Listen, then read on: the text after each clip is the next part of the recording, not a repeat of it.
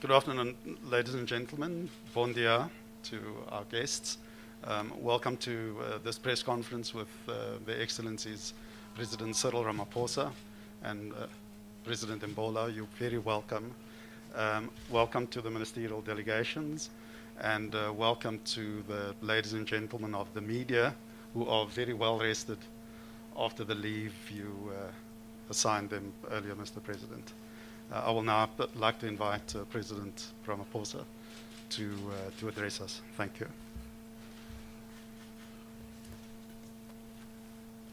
Thank you very much, Mr. Seal. I hope you have indeed rested a bit as the media. Your Excellency President Umaro, Embalo, honorable ministers and ambassadors, and ladies and gentlemen, we have just concluded wonderful discussions between the delegations of South Africa and the delegation from Guinea Bissau led by His Excellency President Embalo. South Africa and Guinea Bissau enjoy really cordial political relations, and this visit has really given us an opportunity to consolidate the relations that we have had over a long time. And our relations stem back from history when we were involved in the struggle against colonialism, and also the support that we received from Guinea-Bissau.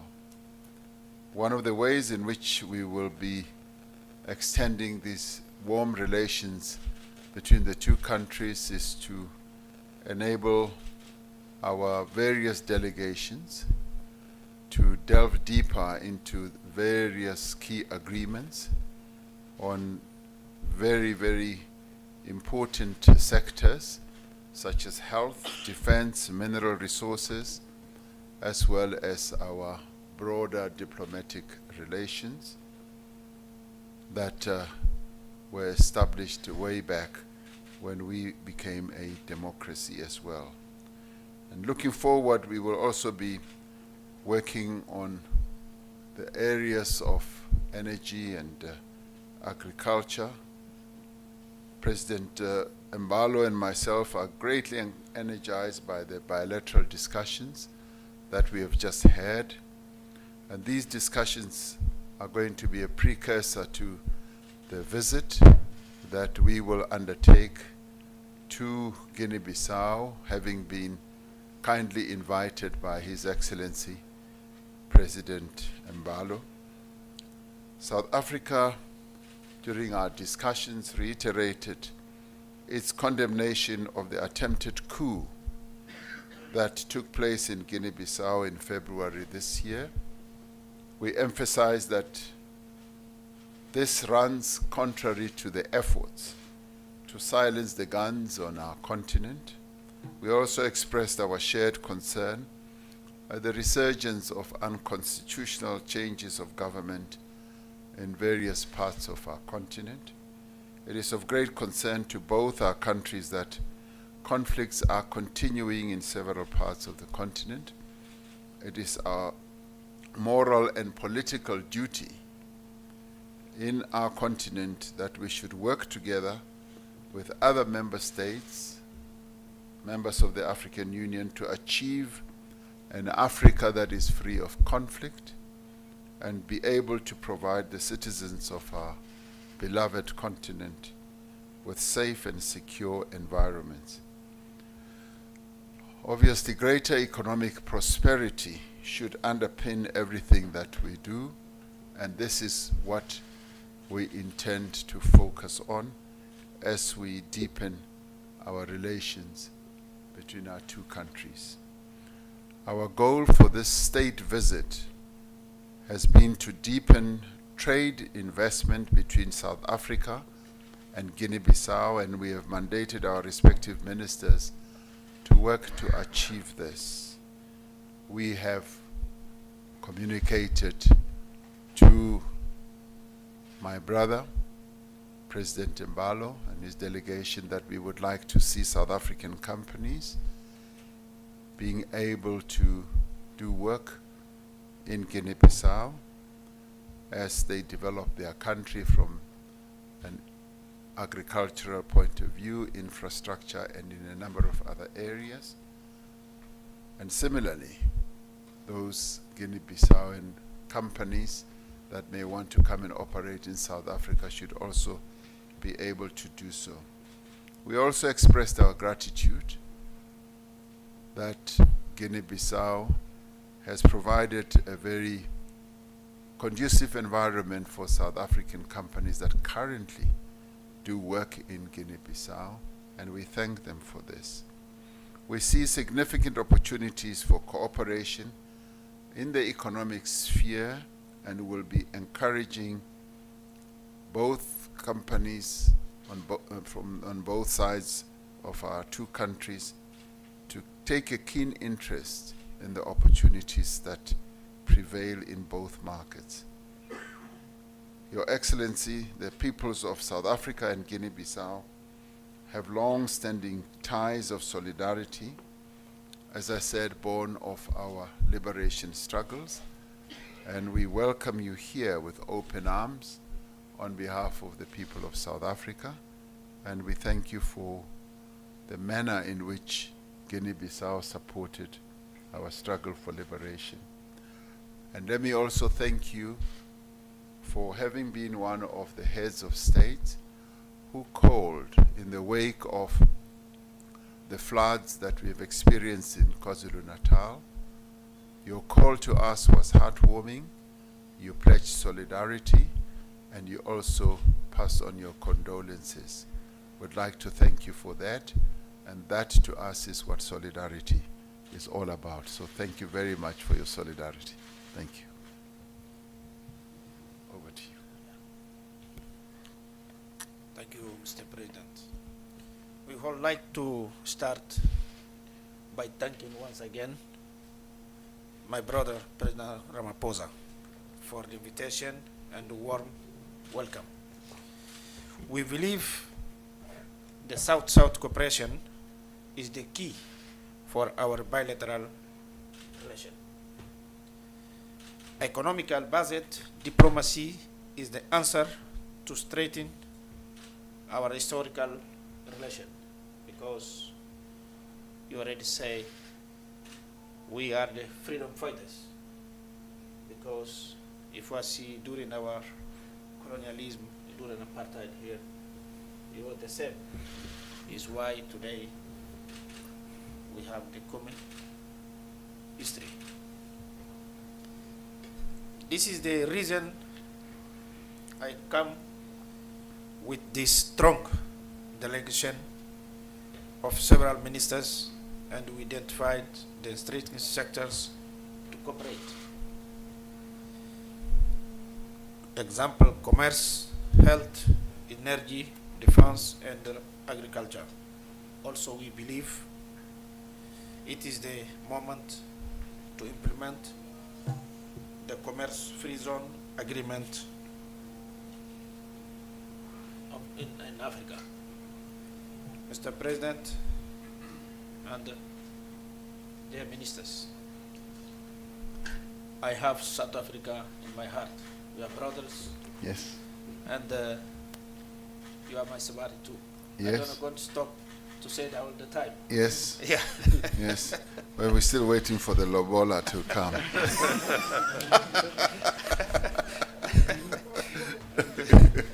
Thank you very much, Mr. President. You're most welcome. Thank you, Sbali. Thank you so much. Thank you, President Ramaphosa. Thank you, President Embalo.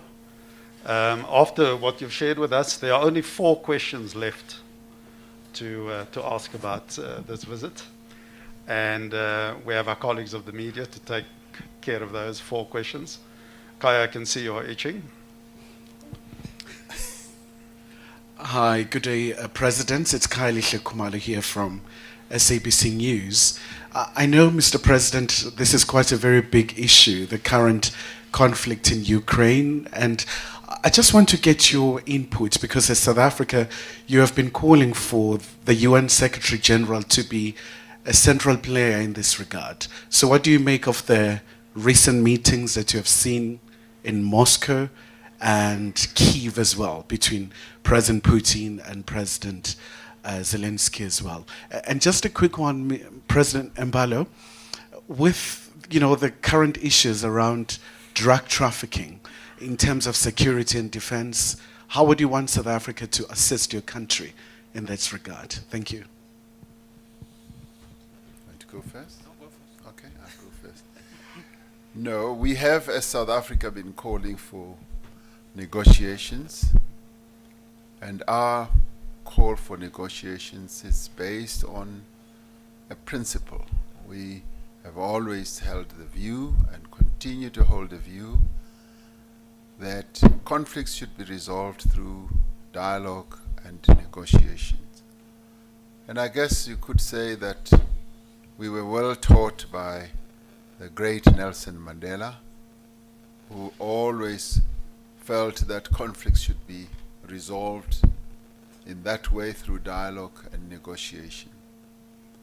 I've had the occasion to speak to President Putin and President Zelensky, and their discussions and meetings is something that we believe is a step in the right direction. And in my discussions with them separately, I stress that it is through negotiations and dialogue that this conflict can be resolved.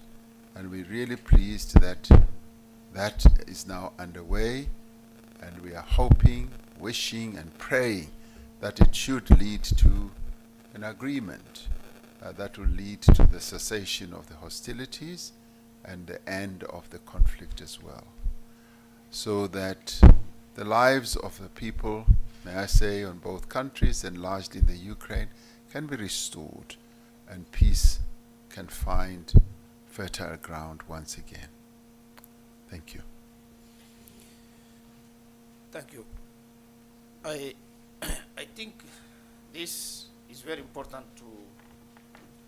to say.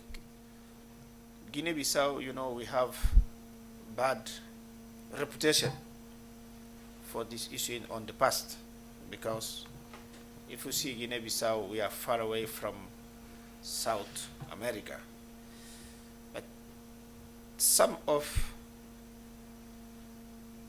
trafficking of drug, before I become president, there was in Guinea Bissau, but today I don't think if we have this pandemic in Guinea Bissau, because we already fight them to go back where they come from. But it's important also to change with South Africa, your experience, because we are a big country. And if we are big, we have more experience to know how to deal with this kind of issue. Yeah. I think it's why we are here today, to change this experience, not only about to fight the drug, but in all the areas. It's important, because in myself I believe in South-South cooperation. Thank you. Thank you, President. We had one questioner with two questions. So we have two questions left. Karin? Good morning, President. I'm Karin du Plessis. Let me not be naughty then. Let me just ask one question, maybe a sweeping question, about security challenges. And perhaps both presidents could speak about it, but to President Embalo, because you're from West Africa, we've seen, you mentioned that there was talk about the coup d'etats that were sweeping the region, and there have been predictions that there could be more coup d'etats on the continent because of COVID and the wars, the instability in the world. What was your discussion around that? How do we address that as Africans and as the African Union? So I won't ask about the terrorism. Yeah, Thank you very much. It's true, but today we work in because everybody condemn these military coups and change without of democracy. Today in West Africa, unfortunately, we are only area we have this kind of change. But ECOWAS, now I think we already find solution. Today in Guinea-Bissau, I have some troops from ECOWAS country, Nigeria, Senegal, Ghana, Ivory Coast, and then we're gonna do the same for another countries to change the military to understand and then to make in the head of this colleague. We can't change the constitutional to of coup. Example, if you see in West Africa by history, I think it's only 2 countries don't know the coup d'etat, Senegal and Cape Verde. Yeah. Senegal and Cape Verde. And others, they know what mean the coup d'etat. Yeah, unfortunately, but it was in the past, of course. But today, I think the last attempt that was in Guinea-Bissau. We're gonna fight them, and then coronavirus also gonna fight this military who want to me the coup. We take the COVID good. Yeah. Thank you. Well, thank you very much, President Embalo. I think as a continent, we have a lot to learn from our previous experiences, and we also equally have a lot to learn in the way that ECOWAS is dealing with these matters, much as it is experiencing a spate of these coups. But the determination and the decisiveness of the leadership in ECOWAS is something that stands out as a very good example for the rest of the continent.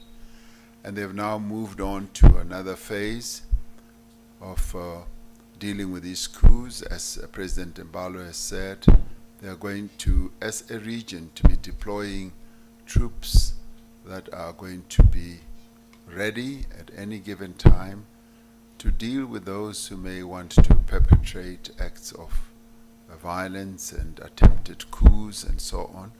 So I think the continent is moving and maturing to a state where tolerance for coups and acceptance of coups is now a thing of the past. The AU has taken a very clear and strong position on this, and I think it sends a very important and strong message to those who would want to perpetrate coups that they will have no place to hide, and action will also be taken against them.